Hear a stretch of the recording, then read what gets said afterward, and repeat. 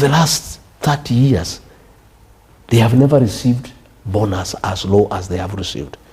You know, as we go for Christmas, many people are doing harambis to pay hospital bills. SHA is not working. They have been deducted money, but SHA cannot pay. Many people over this Christmas have harambis to raise money for hospital bills. You know, many people, they have supplied food to hospitals. They have not been paid. Many people have supplied food items to prisons. They have not been paid.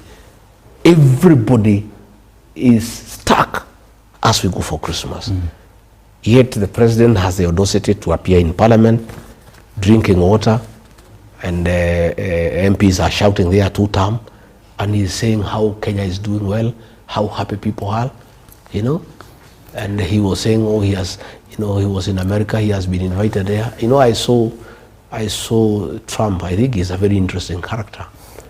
William Ruto was telling Trump that there are problems in Sudan, and there is a humanitarian crisis, and Trump should intervene.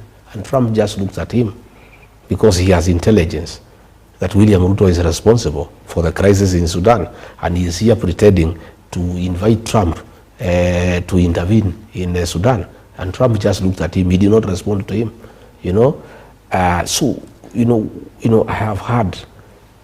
I would like you give me an opportunity to talk about Singapore. I prepared something because I would like to debunk. Let's actually go there, because you see, Mr. Gachagua, one of the issues that also has bedeviled this country is corruption, right? Yes. And corruption is not money that has disappeared. It is money that is stolen. Yes. It is money that has been taken. And money, as they say, has trail, has paper trail. It can be traced to where it has gone to. The government of Kenya today says, we want to get to a developed country. We want to get to Singapore. But if you look at what Lee Kuan Yew did in Singapore, the first thing he did was to criminalize corruption. If you were found to be corrupt, you would be shot dead. Today, Kenya finds itself at a position where corruption is coffee, tea, sleep, wake up corruption. If you form government, what is your promise in dealing with corruption so that the Singaporean dream becomes a reality? Let me talk about Singapore. William Ruto is very good at narratives. Last election, he came with the bottom-up economic model. It has collapsed. He said he'll lift people from bottom to up. Those who own motorbikes will own centers and taxis. Those who own taxis will own matatus. Those who own matatus will own buses. You believed him? You trusted him? We believed him. We believed him. It was the greatest fraud in the history of Kenya. Electoral fraud. He called all of us and the people of Kenya. Mama Boga, border. He doesn't talk about them anymore because he knows it's trash. He said, hustler fund, 500 shillings. What business can you do with 500 shillings? So he knows that nobody will listen to that hustler nonsense. Nobody will listen up to bottom-up economic model. So he has now come up with a new con game of Kenya should be like Singapore. Singapore, the country pursued a radically pro-business, export-oriented strategy.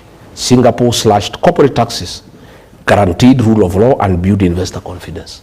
So what is William Ruto doing? He's saying we want to be like Singapore. This is what Singapore did.